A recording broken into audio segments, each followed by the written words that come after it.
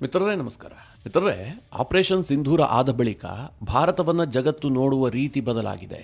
ಈ ಬಗ್ಗೆ ನಾನು ಅನೇಕ ಬಾರಿ ಹೇಳಿದ್ದೀನಿ. ಇದಕ್ಕೆಲ್ಲ ಕಾರಣ ಏನು ಕೇಳಿದ್ರೆ, ಭಾರತ ಪಾಕಿಸ್ತಾನದ ಎಲ್ಲ ದಾಳಿಯನ್ನ ತಡೆದಂತಹ ರೀತಿ, ಭಾರತದಲ್ಲಿರುವಂತಹ ಟೆಕ್ನಾಲಜಿ, ಭಾರತದ ಡಿಫೆನ್ಸ್ ಇಕ್ವಿಪ್ಮೆಂಟ್ಗಳು, ಭಾರತದ ಸೇನೆಯ ಸಾಮರ್ಥ್ಯ, ಇದೆಲ್ಲವುದನ್ನು ಜಗತ್ತು ಬೆರಗುಗಣ್ಣಿನಿಂದ ನೋಡುವಂತಾಗಿದೆ. ಇದರ ಬಗ್ಗೆ ನಾನು ಅನೇಕ ಬಾರಿ ಹೇಳದಂತಹ ಸಂದರ್ಭದಲ್ಲಿ ಕೆಲವರಿಗೆ ಅನ್ನಿಸಿರುತ್ತೆ, ನಮ್ಮ ದೇಶವನ್ನು ನಾವು ಹೊಗಳ್ಕೊಳ್ತಾ ಇದೀವಿ ಅಷ್ಟೇ ಅಂತ. ಆದ್ರೀಗ ನಮ್ಮನ್ನು ನಾವೇ ಹೊಗಳ್ಕೊಳ್ಬೇಕಾಗಿಲ್ಲ. ಅಮೆರಿಕ ಸರ್ಕಾರದ ಒಂದು ರಿಪೋರ್ಟ್ ಬಿಡುಗಡೆಯಾಗಿದೆ. ಅದರಲ್ಲಿ ಭಾರತದ ಶಕ್ತಿ, ಭಾರತದ ಮಿಲಿಟರಿಯ ಪ್ರಾಶಸ್ತ್ಯ, ಭಾರತಕ್ಕಿರುವಂತಹ ಶತ್ರುಗಳು ಯಾರ್ಯಾರು, ಭಾರತ ಯಾರನ್ನ ಶತ್ರು ಅಂತ ಪರಿಗಣಿಸುತ್ತೆ, ಯಾರನ್ನ ಕೇವಲ ಇರಿಟೇಷನ್ ಅಂತ ಪರಿಗಣಿಸುತ್ತೆ, ಭಾರತಕ್ಕೆ ಭವಿಷ್ಯದಲ್ಲಿ ಎದುರಾಗುವಂತಹ ದೊಡ್ಡ ಥ್ರೆಟ್ಗಳೇನು, ಭಾರತ ಅದಕ್ಕೆ ಯಾವ ರೀತಿಯಾಗಿ ರೆಡಿ ಆಗ್ತಾ ಇದೆ, ಭಾರತದಲ್ಲಿರುವಂತಹ ಟೆಕ್ನಾಲಜಿ ಏನು, ಭಾರತದ ಪ್ರಧಾನಮಂತ್ರಿಗಳ ಪ್ರಾಶಸ್ತ್ಯ ಏನು, ಇದೆಲ್ಲದರ ಬಗ್ಗೆ ಬಹಳ ಡೀಟೇಲ್ ಆದಂತಹ ಒಂದು ರಿಪೋರ್ಟ್ ಅನ್ನ ಅಮೆರಿಕದ ಒಂದು ಸಂಸ್ಥೆ ಬಿಡುಗಡೆ ಮಾಡಿದೆ. ಮಿತ್ರರೇ, ಇದು ಬಹಳ ಇಂಪಾರ್ಟೆಂಟ್ ವಿಚಾರ. ಇದರಲ್ಲಿ ಪಾಕಿಸ್ತಾನದ ವಿಚಾರವಾಗಿ ಒಂದು ಆತಂಕಕಾರಿಯಾದ ಅಂಶವನ್ನೂ ಕೂಡ ಅಮೆರಿಕ ಇಲ್ಲಿ ಉಲ್ಲೇಖ ಮಾಡಿದೆ. ಅದೇನು ಕೇಳಿದ್ರೆ, ಭಾರತದಿಂದ ಬಚಾವಾಗಲು ಪಾಕಿಸ್ತಾನ ತನ್ನ ಅಣ್ವಸ್ತ್ರವನ್ನು ಅಪ್ಗ್ರೇಡ್ ಮಾಡ್ತಾ ಇದೆ, ಅದಕ್ಕೆ ಚೀನಾ ಕೈ ಜೋಡಿಸಿದೆ ಎನ್ನುವಂತಹ ಅಂಶವನ್ನೂ ಕೂಡ ಈ ವರದಿಯಲ್ಲಿ ಅಮೆರಿಕ ಉಲ್ಲೇಖ ಮಾಡಿದೆ. ಮಿತ್ರರೇ, ಈ ರಿಪೋರ್ಟ್ ನಲ್ಲಿ ಬಹಳ ಇಂಟ್ರೆಸ್ಟಿಂಗ್ ಅಂಶಗಳಿದಾವೆ. ಅದನ್ನೆಲ್ಲ ನಿಮಗೆ ಡೀಟೇಲ್ ಆಗಿ ತಿಳಿಸ್ಕೊಡುವಂತಹ ಪ್ರಯತ್ನ ಮಾಡ್ತೀನಿ. ನೀವು ಈ ವಿಡಿಯೋನ ಕೊನೆವರೆಗೂ ಮಿಸ್ ಮಾಡದೆ ನೋಡಿ. ಈಗ ಸ್ಕ್ರೀನ್ ಮೇಲೆ ಬರ್ತಾ ಇದೆಯಲ್ಲ, ಅದರ ಹೆಡ್ಡಿಂಗ್ ಅನ್ನು ಒಮ್ಮೆ ನೋಡಿ. Upgrade nukes, big China support. ಅಂದ್ರೆ ಪಾಕಿಸ್ತಾನ ತನ್ನ ನ್ಯೂಕ್ಲಿಯರ್ ಅನ್ನ ಅಪ್ಗ್ರೇಡ್ ಮಾಡ್ತಾ ಇದೆ. ಇಲ್ಲಿ ಸಂಖ್ಯೆಯನ್ನ ಜಾಸ್ತಿ ಮಾಡ್ತಾ ಇದೆ ಅಂತ ಅಮೆರಿಕ ಹೇಳ್ತಾ ಇಲ್ಲ, ಇರುವಂತಹ ನ್ಯೂಕ್ಲಿಯರ್ ವೆಪನ್ಗಳನ್ನ ಅಪ್ಗ್ರೇಡ್ ಮಾಡ್ತಾ ಇದೆ, ಅದಕ್ಕೆ ಚೀನಾ ಕೈ ಜೋಡಿಸಿದೆ. ಇದು ಮಿತ್ರರೇ ಭಾರತಕ್ಕೆ ದೊಡ್ಡ ಅಲಾರಾಮಿಂಗ್ ಸುದ್ದಿ. ಯಾಕಿದು ಬಹಳ ಇಂಪಾರ್ಟೆಂಟ್ ಆಗುತ್ತೆ ಅಂತಂದ್ರೆ, ಮೊನ್ನೆ ತಾನೇ ಆಪರೇಷನ್ ಸಿಂಧೂರ ಯಾಕೆ ನಿಂತೋಯ್ತು, ಭಾರತ ಯಾಕೆ ಕದನ ವಿರಾಮಕ್ಕೆ ಒಪ್ಪಿಗೆ ಸೂಚಿಸಿತು, ಏನು ಅಮೆರಿಕ ಒತ್ತಡವಾ, ಹೀಗೆಲ್ಲ ಚರ್ಚೆ ಮಾಡ್ತಿರುವಂತಹ ಸಂದರ್ಭದಲ್ಲಿ ಒಂದು ಸುದ್ದಿ ಬಹಳ ಸದ್ದು ಮಾಡಿತ್ತು. ಅದೇನು ಕೇಳಿದ್ರೆ, ಪಾಕಿಸ್ತಾನದ ಅಣು ಥ್ರೆಟ್, ಪಾಕಿಸ್ತಾನ ಅಣ್ವಸ್ತ್ರ ಪ್ರಯೋಗದ ಬಗ್ಗೆಯೂ ಕೂಡ ಯೋಚನೆ ಮಾಡ್ತಾ ಇತ್ತು. ಪಾಕಿಸ್ತಾನ ತನ್ನ ಅಳಿವು ಉಳಿವಿನ ಪ್ರಶ್ನೆ ಬಂದಂತಹ ಸಂದರ್ಭದಲ್ಲಿ ಅಣ್ವಸ್ತ್ರ ಪ್ರಯೋಗದಂತಹ ನೀಚ ಕೃತ್ಯಕ್ಕೂ ಕೂಡ ಯೋಚನೆ ಮಾಡುತ್ತೆ, ಅಂತಹ ನಿರ್ಧಾರವನ್ನು ಕೈಗೊಳ್ಳೋದಕ್ಕೆ ಹಿಂದೆ ಮುಂದೆ ಯೋಚಿಸೋದಿಲ್ಲ ಅನ್ನುವಂತಹ ರಿಪೋರ್ಟ್ಗಳಿದ್ವು. ಅದಕ್ಕೆ ಪೂರಕವಾಗಿ ಈಗ ಅಮೆರಿಕದ ರಿಪೋರ್ಟ್ನಲ್ಲಿ ಹೇಳಲಾಗ್ತಾ ಇದೆ, ಪಾಕಿಸ್ತಾನದ ಅಣ್ವಸ್ತ್ರಗಳನ್ನು ಚೈನಾ ಸಹಾಯದಿಂದ ಅಪ್ಗ್ರೇಡ್ ಮಾಡಲಾಗ್ತಾ ಇದೆ. ಯಾಕೆ ಪಾಕಿಸ್ತಾನ ತನ್ನಲ್ಲಿರುವಂತಹ ನ್ಯೂಕ್ಲಿಯರ್ ವೆಪನ್ಗಳನ್ನು ಅಪ್ಗ್ರೇಡ್ ಮಾಡ್ತಾ ಇದೆ ಕೇಳಿದ್ರೆ, ಮಿತ್ರರೇ, ಅದಕ್ಕೆ ಮುಖ್ಯವಾಗಿ ಒಂದೇ ಕಾರಣ. ಇವತ್ತು ಪಾಕಿಸ್ತಾನ ಏನು ನಂಬುತ್ತೆ, ನಮ್ಮನ್ನ ಭಾರತದಿಂದ ಏನಾದರೂ ರಕ್ಷಿಸಿಕೊಳ್ಳಬೇಕು ಅಂತಂದ್ರೆ ಅದಕ್ಕಿರುವಂತಹ ಏಕೈಕ ಉಪಾಯ ನ್ಯೂಕ್ಲಿಯರ್ ವೆಪನ್ಸ್. ಅದನ್ನ ಬಿಟ್ಟರೆ ಜಗತ್ತಿನ ಯಾವುದೇ ಶಕ್ತಿಯೂ ಕೂಡ ಭಾರತದಿಂದ ನಮ್ಮನ್ನ ರಕ್ಷಿಸಲು ಸಾಧ್ಯವಿಲ್ಲ ಅಂತ ಪಾಕಿಸ್ತಾನ ನಂಬಿಕೊಂಡಿದೆ. ಅವರು ಅದನ್ನು ಒಪ್ಕೊಳ್ತಾರೆ. ಅಂದ್ರೆ ಪಾಕಿಸ್ತಾನದ ಬಳಿಯಲ್ಲಿ ಬಾಬರ್ ಇರಬಹುದು, ಶಹೀನ್ ಇರಬಹುದು, ಇನ್ಯಾವುದೇ ಮಿಸೈಲ್ಗಳಿರಬಹುದು, ದೊಡ್ಡ ದೊಡ್ಡ ವೆಪನ್ಗಳಿರಬಹುದು, ಫೈಟರ್ ಜೆಟ್ಗಳಿರಬಹುದು, ನಾಳೆ ಅಮೆರಿಕ F-35 ಅನ್ನ ಬೇಕಾದರೂ ಪಾಕಿಸ್ತಾನಕ್ಕೆ ಕೊಡಬಹುದು. ಈ ಎಲ್ಲಾ ಅಸ್ತ್ರಶಸ್ತ್ರಗಳು ಬಂದರೂ ಕೂಡ ಪಾಕಿಸ್ತಾನವನ್ನ ಭಾರತದಿಂದ ರಕ್ಷಿಸುತ್ತೆ ಅಂತಾದ್ರೆ ಅದು ಕೇವಲ ನ್ಯೂಕ್ಲಿಯರ್ ಪವರ್ ಮಾತ್ರ. ಉಳಿದಂತೆ ಯಾವುದೇ ಅಸ್ತ್ರ ಅಥವಾ ಶಸ್ತ್ರಗಳು ಪಾಕಿಸ್ತಾನವನ್ನ ಭಾರತದಿಂದ ರಕ್ಷಿಸೋದಕ್ಕೆ ಸಾಧ್ಯವೇ ಇಲ್ಲ. ಹೀಗಂತ ಪಾಕಿಸ್ತಾನಿಯರೇ ನಂಬಿಕೊಂಡಿರುವಂತಹದ್ದು. ಅದು ಸತ್ಯವಾಗಿ ಕೇಳಿದ್ರೆ 100% ಸತ್ಯ.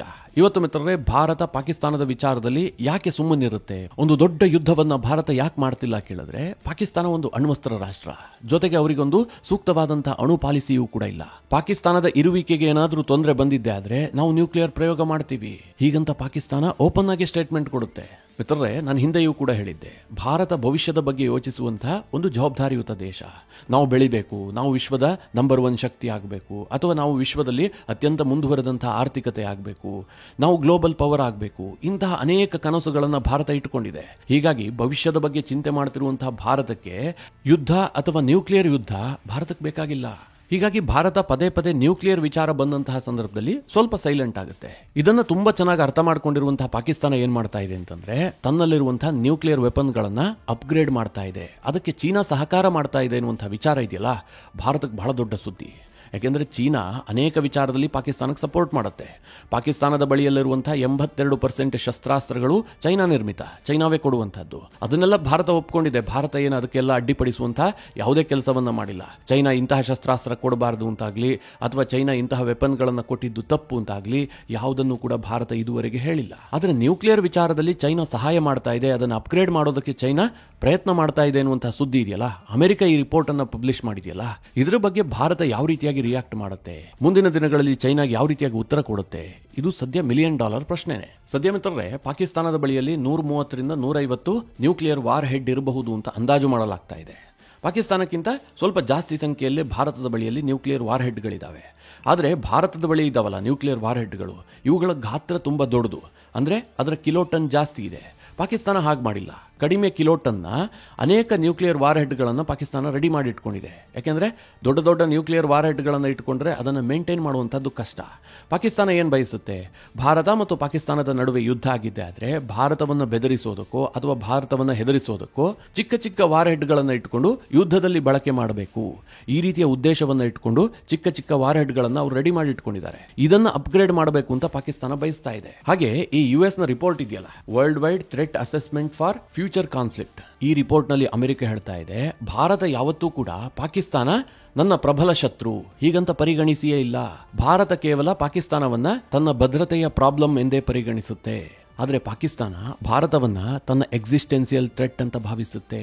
ಅಮೆರಿಕದ ರಿಪೋರ್ಟ್ ಏನು ಹೇಳ್ತಾ ಇದೆ ಅಂತಂದ್ರೆ, ಪಾಕಿಸ್ತಾನ ಹೇಗೆ ನಂಬುತ್ತೆ ಅಂತಂದ್ರೆ, ಭಾರತ ತನ್ನ ಇರುವಿಕೆಗೆ ತೊಂದರೆ ಮಾಡುತ್ತೆ. ನಾಳೆ ಪಾಕಿಸ್ತಾನ ಇಡೀ ಭೂಪಟದಲ್ಲಿ ಇರೋದಿಲ್ಲ ಅಂತಂದ್ರೆ ಅದಕ್ಕೆ ಭಾರತ ಕಾರಣ ಆಗುತ್ತೆ. ಭಾರತ ಆ ರೀತಿಯಾಗಿ ಯೋಚಿಸುವಂತಹ ದೇಶ. ಇಡೀ ಪಾಕಿಸ್ತಾನದ ಭೂಮಿಯನ್ನ ತನ್ನಲ್ಲಿ ವಿಲೀನ ಮಾಡಿಕೊಳ್ಬೇಕು, ಮತ್ತೆ ಅಖಂಡ ಭಾರತವನ್ನು ನಿರ್ಮಾಣ ಮಾಡಬೇಕು, ಈ ರೀತಿಯಾಗಿ ಯೋಚನೆ ಮಾಡುವಂತಹ ದೇಶ ಅಂತ ಪಾಕಿಸ್ತಾನ ಭಾವಿಸುತ್ತೆ. ಹೀಗಾಗಿ ಪಾಕಿಸ್ತಾನದ ಏಕಮೇವ ಉದ್ದೇಶ ಏನು ಕೇಳಿದ್ರೆ ಭಾರತದಿಂದ ಬಚಾವಾಗುವಂತಹದ್ದು.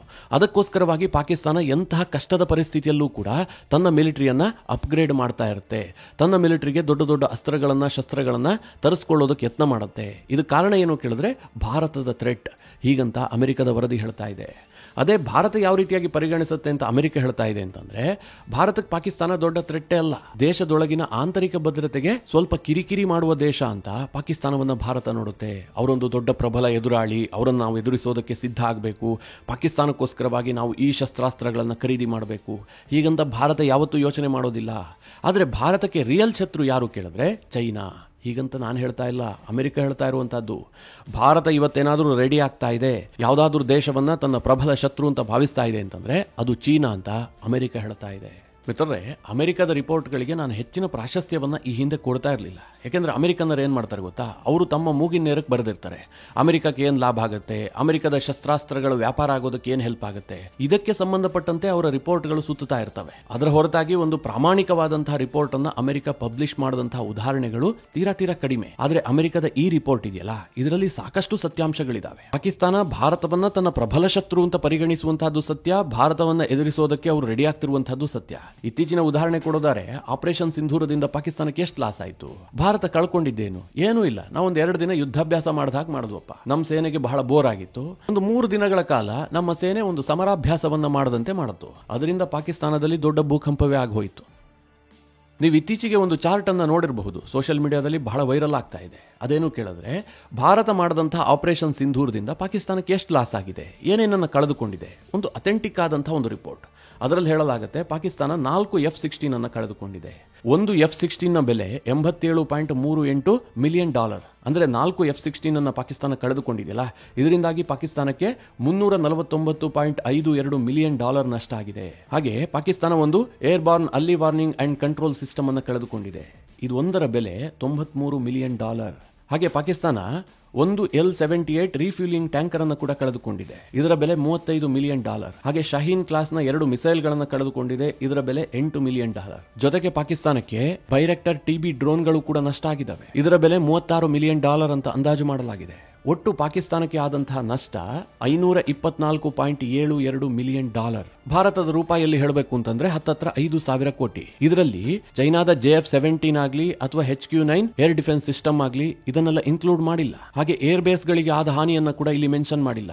ಇದನ್ನೆಲ್ಲ ಒಟ್ಟಾರೆಯಾಗಿ ಸೇರಿಸಿದ್ರೆ ಭಾರತ 3 ದಿನಗಳ ಕಾಲ ಪಾಕಿಸ್ತಾನದ ಮೇಲೆ ಮಾಡದಂತಹ ಯುದ್ಧದಿಂದ ಪಾಕಿಸ್ತಾನಕ್ಕೆ ಬರೋಬ್ಬರಿ $1 ಬಿಲಿಯನ್ ನಷ್ಟು ನಷ್ಟ ಆಗಿರಬಹುದು.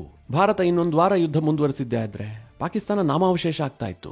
ಇದು ಪಾಕಿಸ್ತಾನಕ್ಕೆ ತುಂಬಾ ಚೆನ್ನಾಗಿ ಗೊತ್ತು. ಹೀಗಾಗಿ ಭಾರತವನ್ನ ಅವರು ತಮ್ಮ ಉಳಿವಿಕೆಗೆ ಥ್ರೆಟ್ ತರುವಂತಹ ದೇಶ ಅಂತ ಪರಿಗಣಿಸ್ತಾರೆ. ಈ ಕಾರಣದಿಂದಾಗಿಯೇ ಭಾರತದ ವಿರುದ್ಧ ಅವರು ರೆಡಿ ಆಗ್ತಾ ಇರ್ತಾರೆ, ಹೀಗಂತ ಅಮೆರಿಕ ತನ್ನ ವರದಿಯಲ್ಲಿ ಹೇಳಿದೆ. ಇನ್ನು ಭಾರತದ ಬಗ್ಗೆ ಹೇಳಿದೆಯಲ್ಲ ಅಮೆರಿಕ, ಅದರಲ್ಲೂ ಕೂಡ ಸತ್ಯಾಂಶ ಇದೆ. ಇವತ್ತು ಮಿತ್ರರೇ, ಚೈನಾದ ವಿರುದ್ಧವಾಗಿ ಭಾರತ ರೆಡಿ ಆಗ್ತಾ ಇರುವಂತದ್ದು.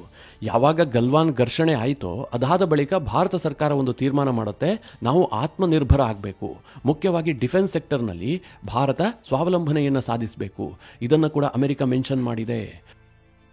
ಅಮೆರಿಕದ ವರದಿಯಲ್ಲಿ ಏನು ಹೇಳಲಾಗಿದೆ ಅಂತಂದ್ರೆ, ಪ್ರಧಾನಿ ನರೇಂದ್ರ ಮೋದಿ ಅವರು ಸ್ವದೇಶಿ ಶಸ್ತ್ರಾಸ್ತ್ರಗಳಿಗೆ ಹೆಚ್ಚಿನ ಒತ್ತನ್ನು ಕೊಡ್ತಾ ಇದ್ದಾರೆ. ಇದರ ಪರಿಣಾಮ ಏನಾಗಿದೆ ಅಂತಂದ್ರೆ, ಭಾರತ ವಿದೇಶಗಳಿಂದ ತರಿಸಿಕೊಳ್ಳುವಂತಹ ಶಸ್ತ್ರಾಸ್ತ್ರಗಳ ಪ್ರಮಾಣ ಗಣನೀಯ ಸಂಖ್ಯೆಯಲ್ಲಿ ಕುಸಿತ ಕಂಡಿದೆ. ಹೀಗಿದ್ರೂ ಸಹ ಭಾರತದ ಜರ್ನಿ ಇನ್ನೂ ತುಂಬಾ ದೂರ ಇದೆ. ಈಗಲೂ ಕೂಡ ಭಾರತ ರಷ್ಯಾದ ಕೆಲ ಬಿಡಿ ಭಾಗಗಳಿಗೆ ತೀರಾ ಅವಲಂಬಿಸಿದೆ. ರಷ್ಯಾವನ್ನ ಬಿಟ್ಟು ಭಾರತ ಕಂಪ್ಲೀಟ್ ಆಗಿ ಸ್ವಾವಲಂಬನೆಯನ್ನು ಸಾಧಿಸೋದಕ್ಕೆ ಸಾಧ್ಯ ಆಗ್ತಾ ಇಲ್ಲ.